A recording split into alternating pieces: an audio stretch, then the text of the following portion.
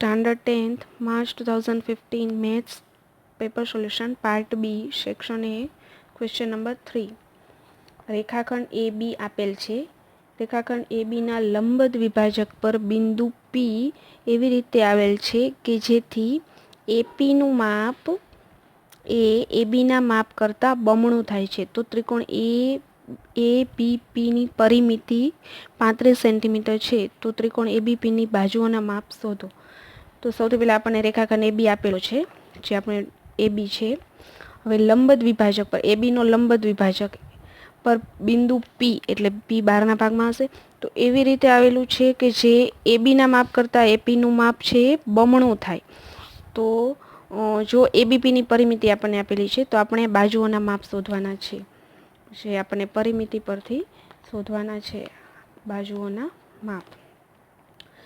તો અહીંયા લંબદ વિભાજક આપણને આપેલો છે એબીના લંબદ વિભાજક પર. તો આપણે સૌથી પહેલાં સ્ટાર્ટ કરશું કે રેખાખંડ એબીના લંબદ વિભાજક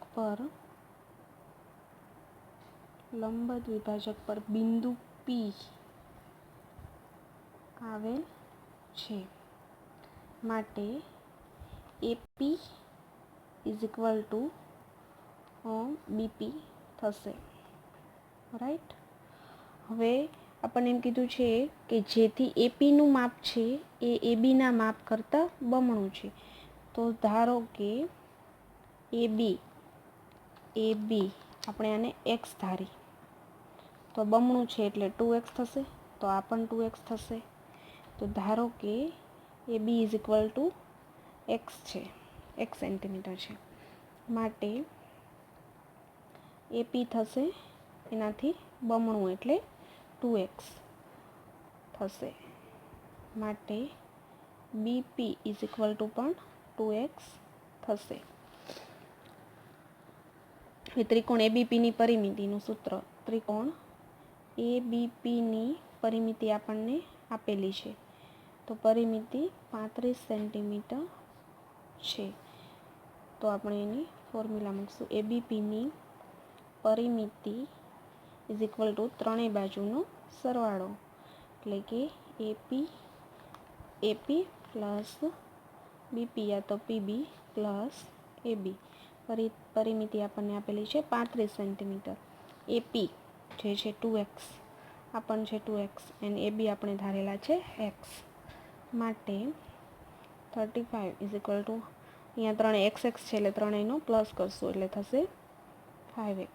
માટે x ઇઝ ઇક્વલ ટુ અહીંયા ડિવાઈડમાં જતા રહે એટલે 5 7 માટે x is equal two 7 centimetre.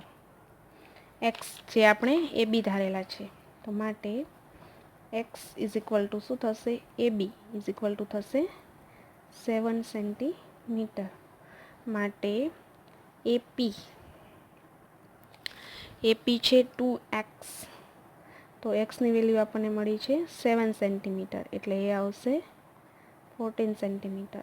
And BP અથવા તો PB is equal two 2x, એટલે 2 7 14 સેન્ટીમીટર. તો આપણને બાજુઓના માપ મળેલા છે. એબી ઇઝ ઇક્વલ ટુ 7, એપી 14 અને આ પણ 14, અને ત્રણેયનો પ્લસ કરીએ એટલે 35 સેન્ટીમીટર થશે, જે પરિમિતિ આપેલી છે. એટલે આપણને બાજુઓના માપ મળી ગયા છે.